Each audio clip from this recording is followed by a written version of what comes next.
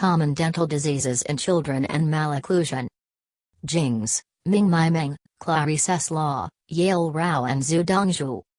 International Journal of Oral Science Volume 10, Article Number 7, 2018. DOI 10.1038/4136818-0012-3. Abstract. Malocclusion is a worldwide dental problem that influences the affected individuals to varying degrees. Many factors contribute to the anomaly in dentition, including hereditary and environmental aspects. Dental caries, pulpal and periapical lesions, dental trauma, abnormality of development, and oral habits are most common dental diseases in children that strongly relate to malocclusion. Management of oral health in the early childhood stage is carried out in clinic work of pediatric dentistry to minimize the unwanted effect of these diseases on dentition. This article highlights these diseases and their impacts on malocclusion in sequence. Prevention, treatment, and management of these conditions are also illustrated in order to achieve successful oral health for children and adolescents, even for their adult stage. Introduction. Malocclusion, defined as a handicapping dentofacial anomaly by the World Health Organization, refers to abnormal occlusion and/or disturbed craniofacial relationships, which may affect aesthetic appearance, function, facial harmony, and psychosocial well-being. 1,2 It is one of the most common dental problems, with high prevalence ranging from 20% to 100% reported by different researchers. 3,4,5 Disparity in the recorded data may ascribe to the difference in geographic position, age of included groups, registration procedures, and others. Deep overbite, midline deviation, excessive overjet, anterior crossbite, malalignment, space, and open bite are frequently seen types of malocclusion in clinics. The etiology of malocclusion is multifactorial and it could occur due to hereditary factors, environmental factors, or the combination of these two in the affected individuals, among which dental diseases contribute a lot. Clinic work of pediatric dentistry focuses on preventing and treating various oral diseases for child and adolescent, and management of oral health from the early childhood stage in the purpose of establishing normal dentition from eruption of the first deciduous tooth to achieving final good occlusion. This paper, mainly reviewing common dental diseases in children and their influence on malocclusion, along with prevention, treatment and management of these conditions, aims to provide a broad comprehension of management of occlusal development in dental pediatric clinics. In this article, we highlighted dental caries, pulpal and periapical lesions, dental trauma, abnormality of development, and oral habits, which are common in children and linked to malocclusion to some extent. ECC and malocclusion. As one of most prevalent chronic childhood disease, 6 dental caries, and its complications, is the most frequent cause to seek dental care for a child. 7 The high incidence of caries in kids is attributable to poor diet habits and oral hygiene, along with the anatomical characteristics of deciduous teeth. The caries prevalence of 5-year-old children in China was 66% and the decade, missing and filled teeth, DMFT, index was 3.5 according to results of the 3rd National Oral Epidemiological Report. 8 Further statistics indicate that 97% of these carious lesions did not receive proper treatment. The American Academy of Pediatric Dentistry, AAPD, defines early childhood caries, ECC, as the presence of one or more decade, non-cavitated or cavitated, missing, as a result of caries, or filled tooth surfaces in any primary tooth in a child 71 months of age or younger. APD also specifies that, in children younger than 3 years of age, any sign of smooth surface caries is indicative of severe early childhood caries, SECC. 9 Under some circumstances, dental caries and its complications in the primary dentition result in much more severe and extensive consequences than in the permanent dentition. 10. The extensive untreated caries and its complications, such as tooth pain, directly leads to decrease in mastication or asymmetric mastication, 11. Changing the distribution of functional occlusal contact.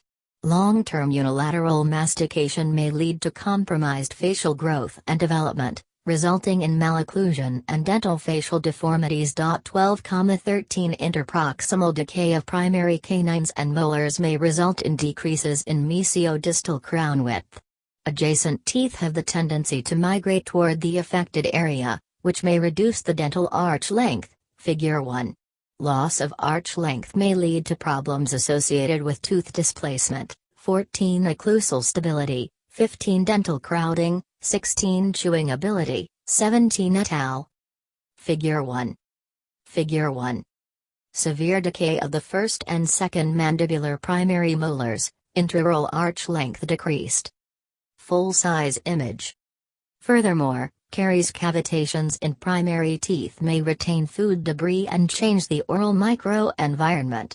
Researchers pointed out that severe caries experience during early childhood could result in a more severe caries experience during adulthood, while a caries-free primary dentition has a greater likelihood to remain caries-free in the permanent dentition. 18, 19. Disintegration of the primary tooth crown from severe caries may lead to malnutrition, since dental status can affect masticatory function, food preference and dietary intake, relating to developmental delays. 20. Evidence also demonstrates a possible relationship between caries and body mass index. 21, 22. So it is of great value for pediatric dentists to prevent and treat dental caries properly, and optimal restoration of the morphology and function of primary teeth is in need to maintain and improve the oral health condition of young children in clinical practice. Multiple factors affect constant demineralization and remineralization of the tooth enamel, including bacteria, especially Streptococcus mutans, sugar, but not sugar substitutes, saliva, and fluoride, the imbalance of which may lead to dental caries. Caries risk assessment. The determination of the likelihood of the incidence of caries can be conducted by pediatricians to assess these key risk factors for dental caries and aid in clinical decision-making regarding diagnostic, fluoride, dietary, and restorative protocols. Subjects are classified as high, moderate and low risk, and the treatment protocols are determined on that basis. 23. Guideline on caries risk assessment and management for infants, children, and adolescents was recommended by the APT Foundation, documenting biological factors, protective factors, and clinical findings in the record. Anticipatory guidance, such as dietary counseling, oral hygiene education, and application of fluoride in various forms, such as water fluoridation, fluoride toothpaste, and supplements, are adoptable to decrease the risk of dental caries and ensure the best possible health and developmental outcomes. 24. Some novel technologies also draw our attention for the prevention and treatment of dental caries.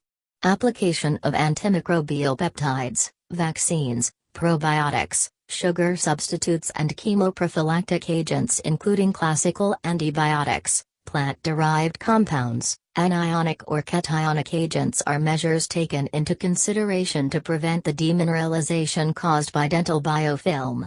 Casein phosphopeptides and fluoride are therapeutics with the ability to promote the remineralization process. 25. For those with carious cavitations, mechanical or chemical caries removal therapy and provisional restorations are necessary in the initial control phase. More permanent restorative treatment and preventive plans are required in secondary maintenance phase. 26. Age-appropriate strategies are advised to ensure the child's cooperation with the examination and operative procedure. For babies and young toddlers with poor cooperation with dentists and severe dental caries in their oral cavities, treatment of ECC usually necessitates the use of general anesthesia. Pulpal and periapical lesions of deciduous teeth and malocclusion. Pulpal and periapical lesions in deciduous teeth are typically caused by oral microorganism infections of the pulp, with the most common route of entry for the microorganisms being dental caries, 27, which may interfere normal physiological replacement. Tooth eruption and succession of primary teeth are complex process, with rather complicated mechanisms. Primary teeth interact with and depend on their successors, and vice versa.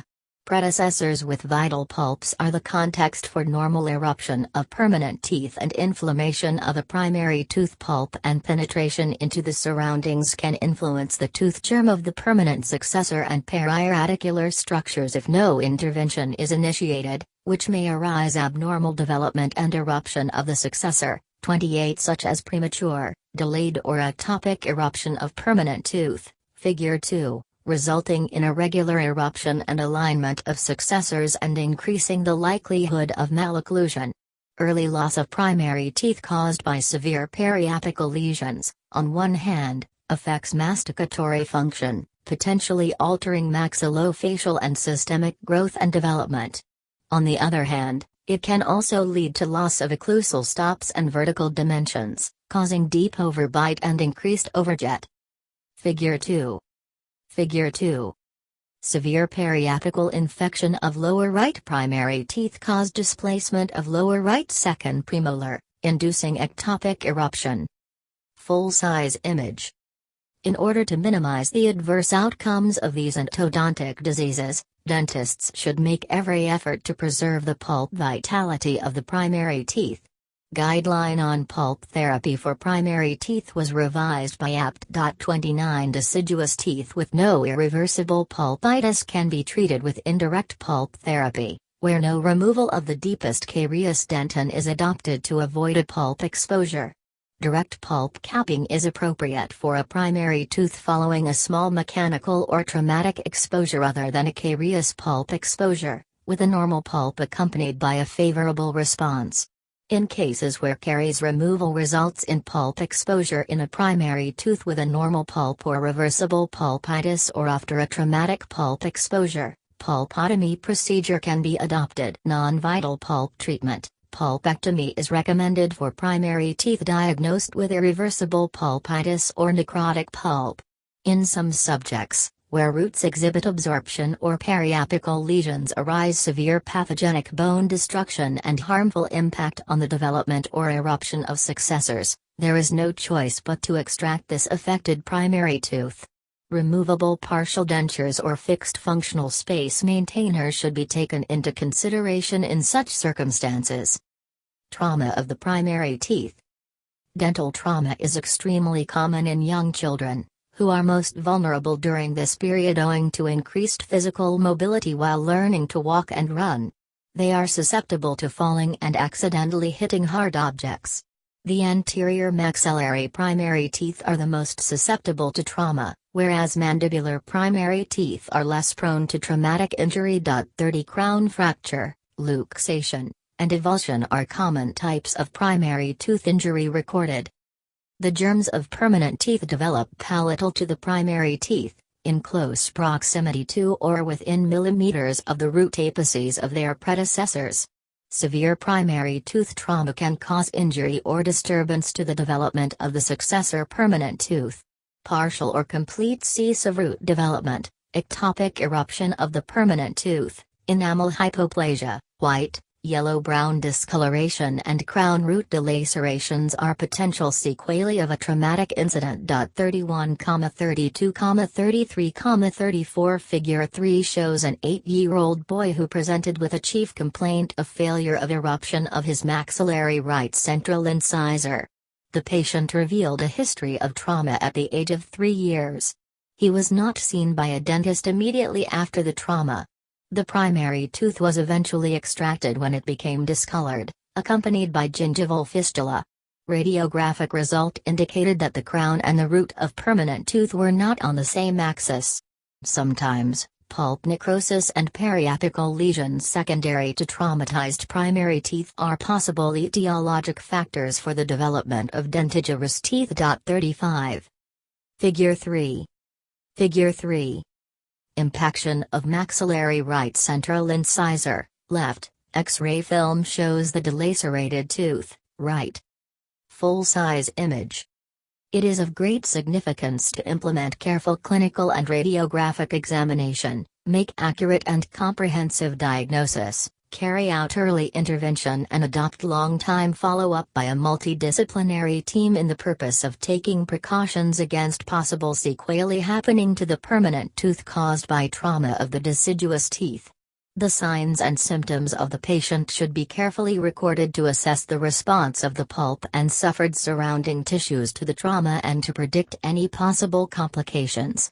Since the severity of the sequelae depends on the type and extent of the injury, the stage of development of the successor at the moment of trauma, and the child's age at the time of the injury, 36 comprehensive assessment is necessary to facilitate the final decision.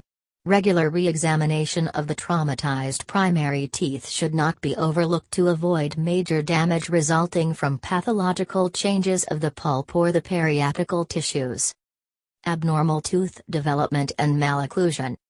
Hyperdontia is an additional teeth or tooth-like structures that have either erupted or remain unrupted in addition to the regular number of teeth. Supernumerary teeth can be single or multiple, unilateral or bilateral, and evident in one or both jaws. They can develop in any region of the dental arch, but are most commonly located in the anterior maxillary region. They may erupt normally, remain impacted, appear inverted, or take an abnormal route of eruption. 37 Supernumerary teeth frequently occur in the mixed or permanent dentition, but are rare phenomena in the primary dentition. Hyperdontia is more likely to take place in the maxilla than the mandible. Mesiodons is the most common type of hyperdontia, with the additional tooth developing between the maxillary central incisors. Some problems may be arisen from hyperdontia, including failure of eruption, crowding or abnormal diastema, displacement and/or rotation of adjacent teeth. 38, Figure 4, and so on. Figure 4. Figure 4. Supernumerary teeth in the area of maxillary anterior teeth resulted in a large gap and rotation of the right upper incisor, left, intraoral photograph, right, radiographic illustration. Full-size image. Supernumerary teeth that have erupted into the oral cavity should be extracted in a timely manner to facilitate the eruption of the adjacent teeth and avoid displacement of the permanent teeth. For those that are impacted, treatment should be pursued in accordance with the effect on the germ of the permanent tooth. Specifically, supernumerary teeth ought to be extracted with caution if the procedure is expected to disturb the development, eruption or alignment of the permanent teeth. Otherwise, the case can be monitored carefully for extraction of the supernumerary tooth after the successor has completed root development. Zhou KM 39 published a case report involving fusion of a normal tooth and a supernumerary. Routine non-surgical root canal treatment, bicuspidization, and appropriate restorative procedures were adopted to restore its normal occlusion. Dental ankylosis, involving the fusion of cementum to alveolar bone, often manifests with mild to moderate progressive infraocclusion and cant of the occlusal plane. Its cause is not well defined, but may be associated with dental trauma, metabolic disturbance, genetic tendency, or local deficiency in vertical bone growth. 40 Ankylosis of deciduous molars may influence occlusion, and impair local dental and periodontal health, such as abnormal proximal contact, food impaction, and induction of dental caries. If the ankylosed primary molar is severely infraoccluded, it may cause inclination of the adjacent teeth, supraeruption of the opposing tooth, loss of arch length, impaction of the succeeding permanent tooth or eruption delay, and occlusal disturbance. Restorative and prosthetic techniques are advised to restore the shape and function of infraoccluded deciduous molars. Preformed stainless steel crowns may also be indicated. 41 When the ankylosed primary molar has no successive premolar, the decision whether to extract or maintain the ankylosed tooth requires comprehensive evaluation. Though the primary dentition is more prone to ankylosis than the permanent dentition, the influence of ankylosed permanent molars on the dentition is much more harmful than ankylosed primary molars. Ectopic eruption is defined as a tooth erupting in an abnormal position or orientation. The most commonly affected teeth in the pediatric population are the maxillary first permanent molars and maxillary canines. The occurrence of ectopic eruption of the permanent maxillary first molar, EM, is mainly attributable to the discrepancy between the required space and the available space. Factors accounting for EM include macrodontia in the permanent maxillary dentition, maxillary hypoplasia, and abnormal eruption angle of the maxillary permanent first molar. 42 The prevalence of EM varies from 0.75% to 6%. 42 Ectopic eruption affects males more frequently than females, and 66% of ectopic eruption takes place in the maxilla, unilaterally or bilaterally. EM has a tendency to cause premature loss of maxillary deciduous second molar and decrease of the arch length, Figure 5.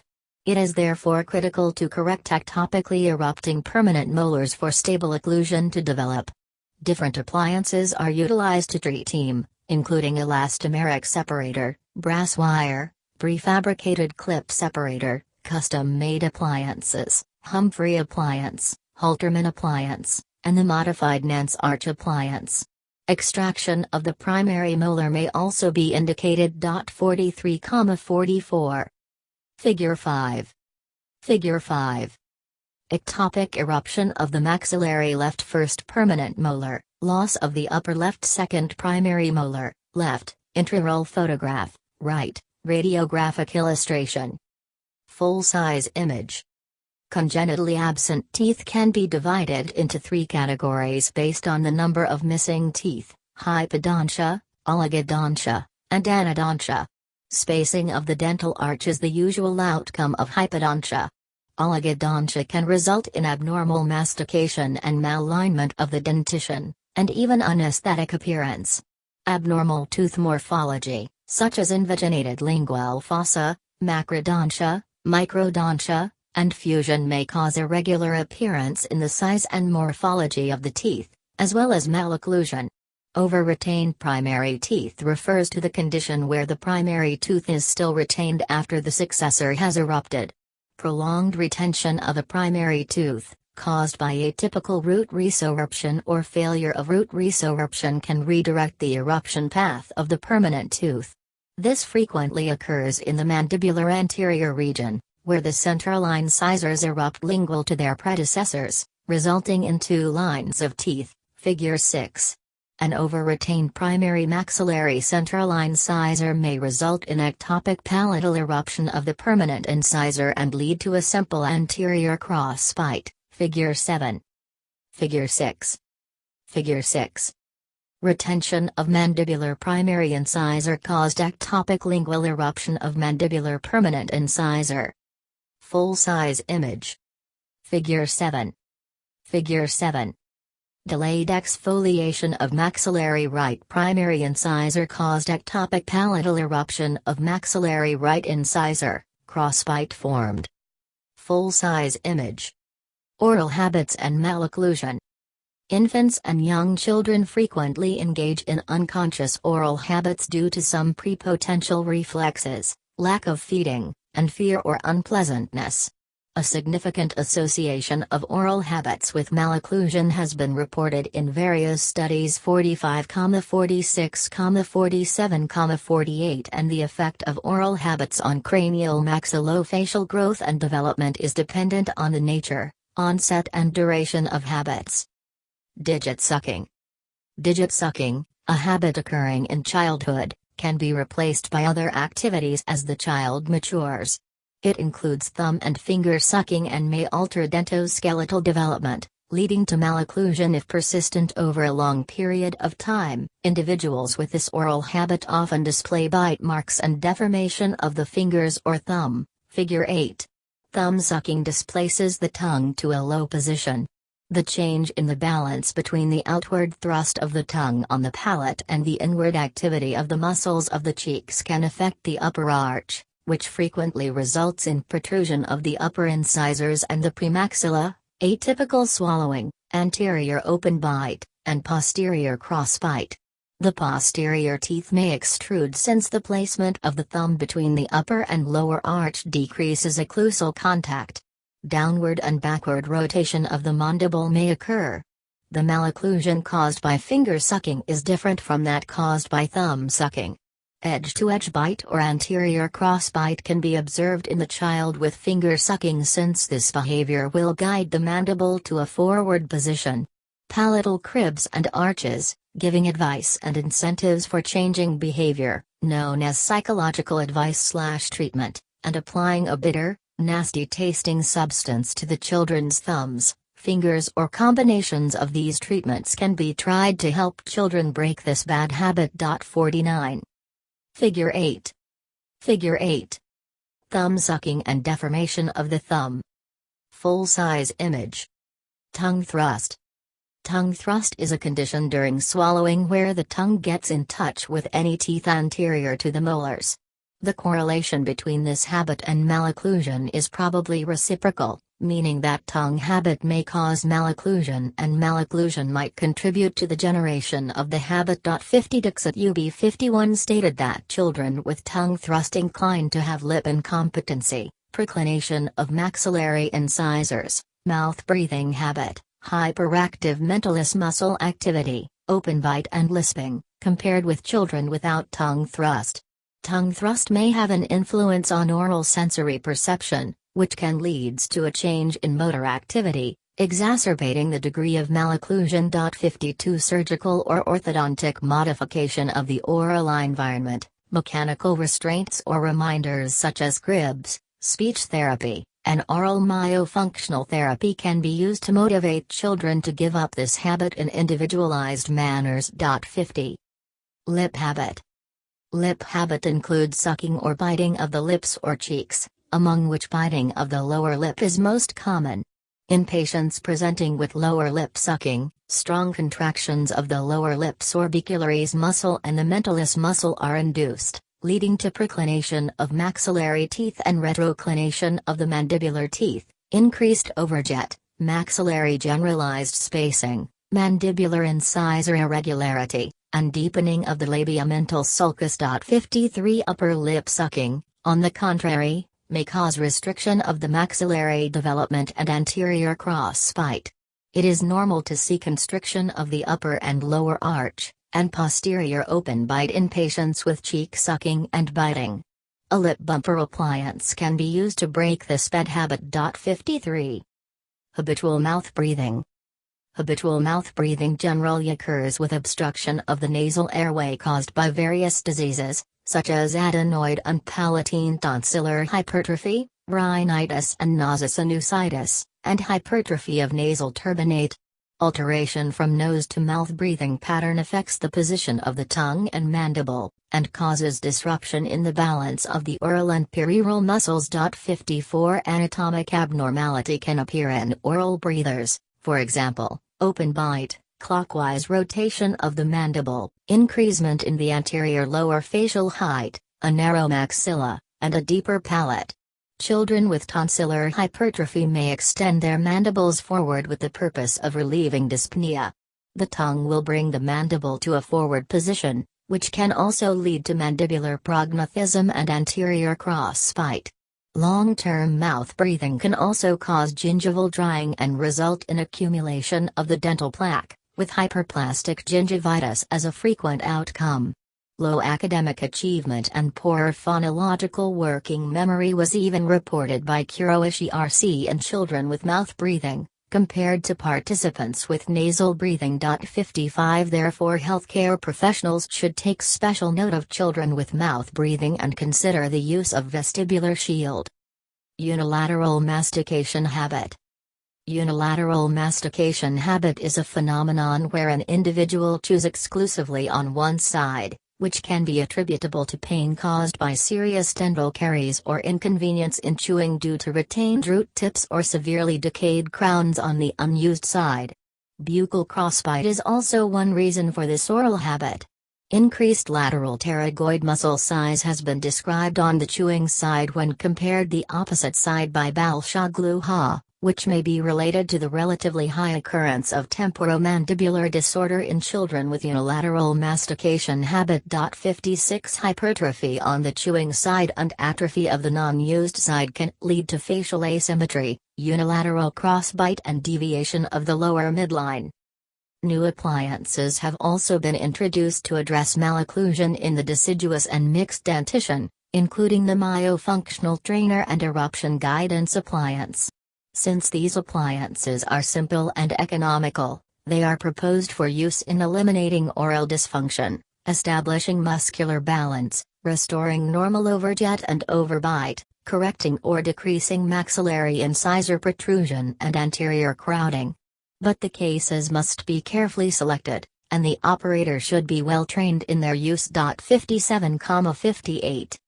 Conclusion. Oral health management, aiming to establish a healthy dentition and alleviate or avoid malocclusion from the eruption of the first primary tooth to the accomplishment of young permanent dentition, is of great significance in the pediatric population.